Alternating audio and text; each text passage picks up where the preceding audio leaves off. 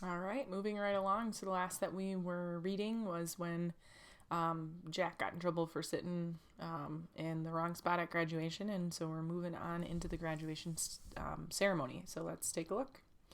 A simple thing. About an hour later, we were all seated in a giant auditorium waiting for Mr. Tushman to give us the middle school address.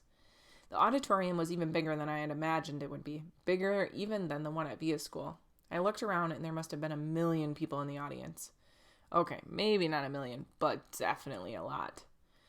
Thank you, Headmaster Jansen, for those very kind words of introduction, said Mr. Tushman, standing behind the podium on the stage. He talked into the microphone. Welcome, my fellow teachers and members of the faculty. Welcome, parents and grandparents, friends, and honored guests, and most especially, welcome to my 5th and 6th grade students. Welcome to the Beecher Prep Middle School graduation ceremonies. Everyone applauded. Every year, continued Mr. Tushman, reading from his notes with his reading glasses way down on the tip of his nose, I am charged with the writing 2 commencement addresses, one for 5th and 6th grade graduation ceremony today, and one for 7th and 8th grade ceremony that will take place tomorrow. And every year I say to myself, let me cut down on my work and write just one address that I can use for both situations. Seems like it should be such a hard thing to do, right? Shouldn't be such a hard thing to do, right? And yet, each year, I still end up with 2 different speeches. No matter what my intentions, I finally figured out why this year. It's not as you might assume simply because tomorrow I'll be taking on an older crowd with a middle school experience that is largely behind them, whereas your middle school experience is largely in front of you.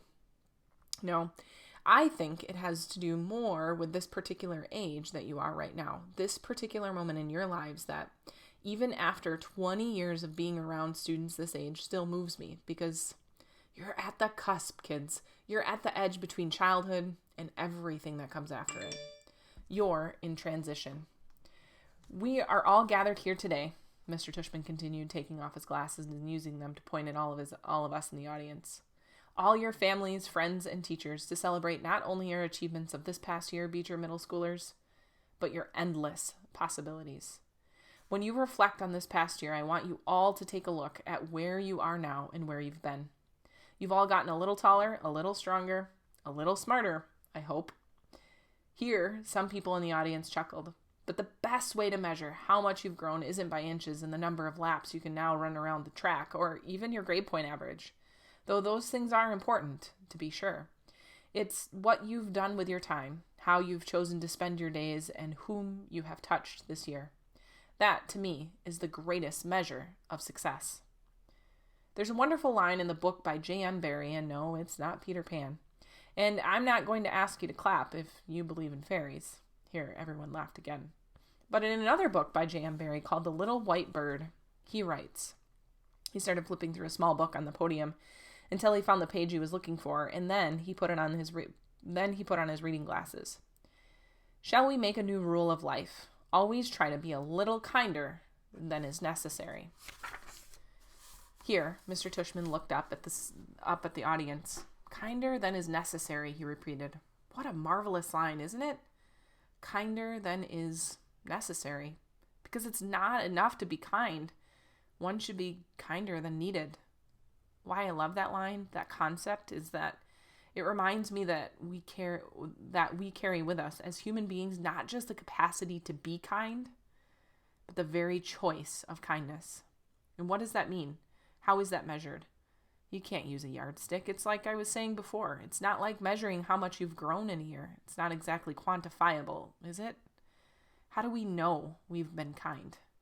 What is being kind anyway? He put on his reading glasses again and started flipping through another small book. There's another passage in a different book I'd like to share with you, he said. If you'll bear with me while I find it. Here we go. If Under the Eye of the Clock by Christopher Nolan. The main character is a young man who is facing some extraordinary challenges.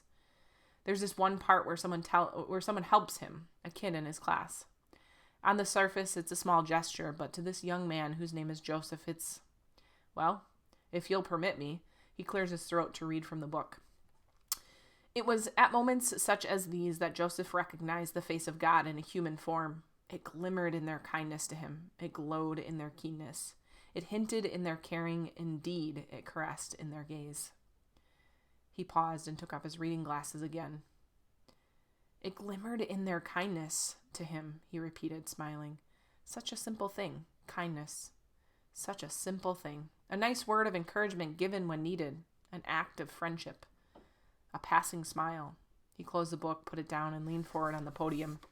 Children, what I want to impart to you today is an understanding of the value of that simple thing called kindness. And that's all I want to leave with you today. I know I'm kind of infamous for my veracity. Here everyone laughed again. I guess he knew he was known for his long speeches. But what I want you, my students, to take away from your middle school experience, he continued, is the sure knowledge that in the future you make yourselves anything is possible. If every single person in this room made a rule that wherever you are, whenever you can, you will try to act a little kinder than is necessary, the world really would be a better place. And if you do this, if you act just a little kinder than is necessary, someone else, somewhere, someday may recognize in you, in every single one of you, the face of God. He paused and shrugged. Or whatever politically correct, spiritual representation of universal goodness you happen to believe in. He added quickly, smiling, which got a lot of laughs and loads of applause, especially from the back of the auditorium where the parents were sitting. Awards. I liked Mr. Tushman's speech, but I have to admit, I kind of zoned out a little during some of the other speeches. I tuned in again as Miss Rubin started reading off names of the kids who had made high honor roll because we were supposed to stand when our names were called. So I waited and listened for my name as we went down the list alphabetically. Reed Kinsley, Maya Markowitz, August Pullman. I stood up. Then when she finished reading off the names, she asked us all to face the audience, take a bow, and everyone applauded. I had no idea where in that huge crowd my parents might be sitting. All I could see were the flashes of light from people taking photos and parents waving at their kids. I pictured Mom waving at me from somewhere, even though I couldn't see her. Then Mr. Tushman came back to the podium to present the medals for academic excellence, and Jack was right. Hamina Chin won the gold medal for overall academic excellence in the 5th grade. Charlotte won silver. Charlotte also won a gold medal for music. Amos won the medal for overall excellence in sports, which I was really happy about because ever since the nature retreat, I consider Amos to be like one of my best friends in school. But I was really, really thrilled when Mr. Tushman called out Summer's name for the gold medal in creative writing. I saw Summer put her hand over her mouth when her name was called. When she walked up to the stage, I yelled, "Woohoo, Summer!" as loudly as I could, though I don't think she heard me. After the last name was called, all the kids who had just won awards stood next to each other on stage, and Mr. Tushman said to the audience, "Ladies and gentlemen, I am very honored to present to you this year's Beecher Prep School Scholastic Achievers. Congratulations to all of you." I applauded as the kids on stage bowed. I was so happy for Summer. "The final award this morning," said Mr. Tushman after the kids on stage had returned to their seats, "is the Henry Ward Beecher Medal to honor students who have been notable or exemplary in certain areas throughout the school year. Typically, this medal has been our way of acknowledging volunteerism or service to the school. I immediately figured Charlotte would get this medal because she organized the coat drive this year, so I kind of zoned out a bit again. I looked at my watch, 10:56. I was getting hungry for lunch. Henry Ward Beecher was, of course, the 19th century abolitionist and fiery sermonizer for human rights, after whom the school was named. Mr. Tushman was saying when I started paying attention again. While reading up on his life in preparation for this award, I came upon a passage that he wrote that seemed particularly consistent with the themes I touched on earlier. Themes I've been ruminating upon all year long. Not just the nature of kindness, but the nature of one's kindness. The power of one's friendship. The test of one's character.